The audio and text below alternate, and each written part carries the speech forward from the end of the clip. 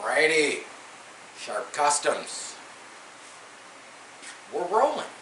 Okay, look at this. We got all the plastic crap down. We got the tarps down.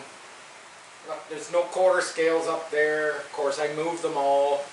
I put them upstairs, kind of keep the dirt and the dust off of them while I was doing the Corvette. You get a better look at the Corvette. Yes, I actually drove it out of this side tonight.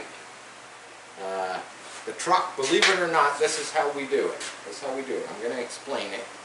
So we got this stupid post holds up the center of the garage. So what we do is we roll the back of the truck just to the edge of the door, and then we put the jack under the front center cross member, and we drag it across, and it just clears this this stupid post.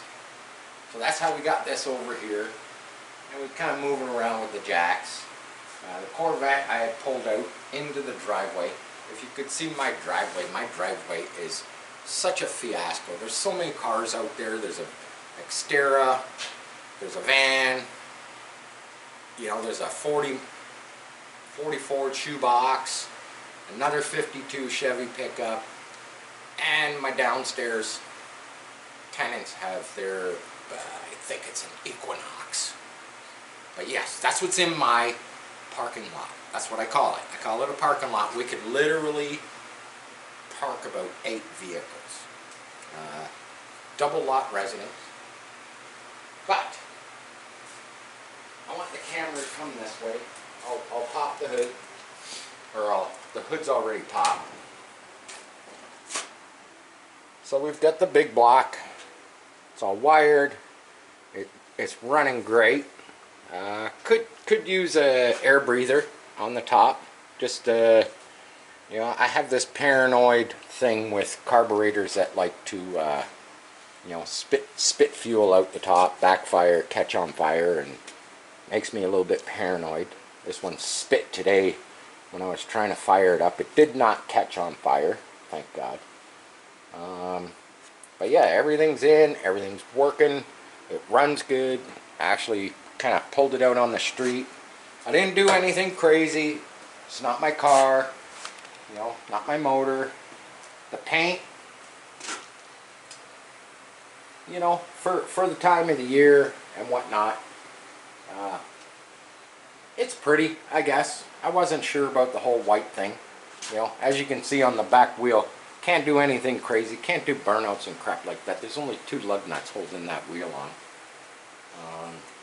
I just didn't have any more lug nuts. Was not supplied. Basically, there's a spacer plate down behind that wheel. It's got 3 lug nuts holding it, and then 2 lug nuts holding the wheel, and that goes for the same for the other side.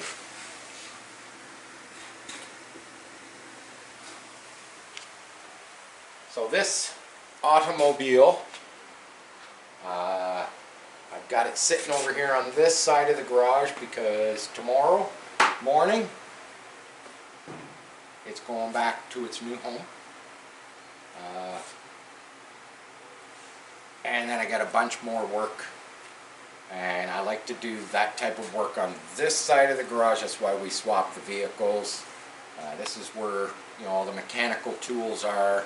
That way Camera Girl, she can grind and weld and cut and do whatever it is she needs to do on her truck over here.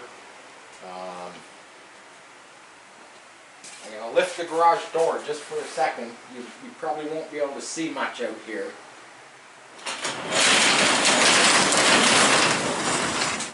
Look at this beautiful southern Ontario weather.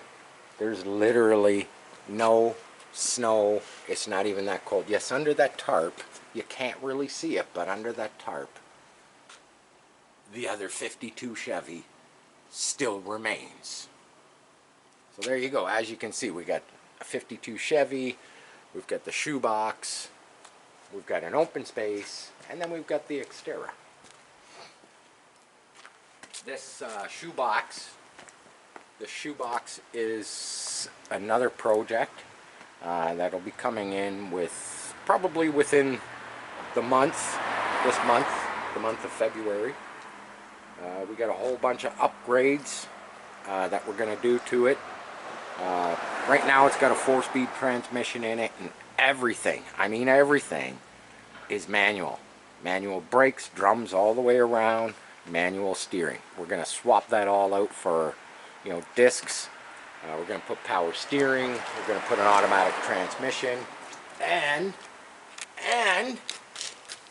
the big feature for this little shoebox car, we might chop the top, but that's in the foreseeable future. Let's go back in the garage because, you know, it's a little chilly outside here. So we'll go back in the garage. Hopefully I didn't smash the door down on the camera, or the camera girl. This little video is just a little update. So we just finished moving vehicles around. You know, we got to drive stuff out of the driveway, and we're fortunate enough to have a large parking lot across the street from our residence, so we can kind of take vehicles across there as long as the church isn't using or is full. And yeah, we get away with it anyway. We don't park shit over there overnight though, because you'll get a ticket. But anyhow, so that's the vehicles. Take my gloves off, turn this fan off. We got the quarter scale. We got the GT40. Look at that. It's in color. I got most of the little work done on it. Yeah, I wanted to show our viewers a little bit about the GT40. It's pretty smooth. There's, you know, I started wet sanding it today. I painted it last night. Gave it 3 good coats. You know, yeah, put a board there, had it sitting on a pedestal so I could spin it while I painted it. Put 3 really good heavy coats of just a regular, you know, single stage paint. Now I'm basically burning it down with 600 wet, and it lets me see, obviously you can see it lets me see all my little flaws. Now I can either keep sanding it because I got a good layer of paint on here, and I probably will keep. I still got a lot more sanding. Like I always say, this stuff is just sand. It seems like every day I come into this garage, that's all I'm doing. I just sand. I'm sanding my life away. You know, doesn't matter what grit the sandpaper is. I'm just sanding every day. I'm sanding something. You know. Part of the gig, I guess. So, yeah, don't know where I was going with that, but sometimes you stumble along the way. Yeah, I'm going to say in the next couple of weeks, we'll probably be getting to creating the molds on this. I don't know quite what the direction is. I know there's going to be a, you know, a front lower piece to catch the front openings. There's going to be, obviously there's going to be a back piece. That's where I will start. The same as how I did the Chevy truck quarter scale project. I did the nose first, I do the tail second. That way I can get some blocks of wood kind of anchored to them, and then I can build a spit, if you want to call it that, to put this on. And then basically I'm almost thinking that this is going to be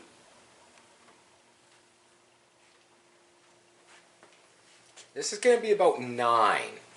So the Chevy pickup was a 6-piece split mold. I'm pretty sure this is going to be, we're looking at about 9 different pieces of the mold.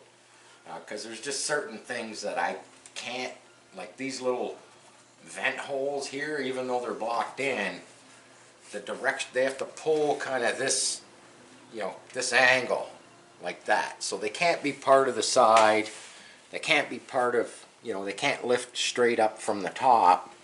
So these little entities, or little vent holes, they're probably going to be their own little kind of piece of the puzzle. So yeah, there's a quick little update from Sharp Customs. I mean, I'm sure I could go on and on and on and on. Our last video, you got to see the lightning bolts put on the helmet. The box is sitting right there. The customer has not picked it up. I can show you the finished product very quickly. How about that? How about that? I'll just pull it out of the box. Let's pull it out. Because you get to see me airbrush it. I'll take it over here. I basically finished it in a flat finish clear coat. I put 3 coats of flat finish. There you go. Nice flat finish clear coat. I figured the helmet was kind of a flat finish when I started. Why not just keep it in a flat finish? And we just broke up the white, is more or less what we did. It was a nice little airbrush tutorial. Nice little job for me to do. You know, a couple hours work. So there you have it.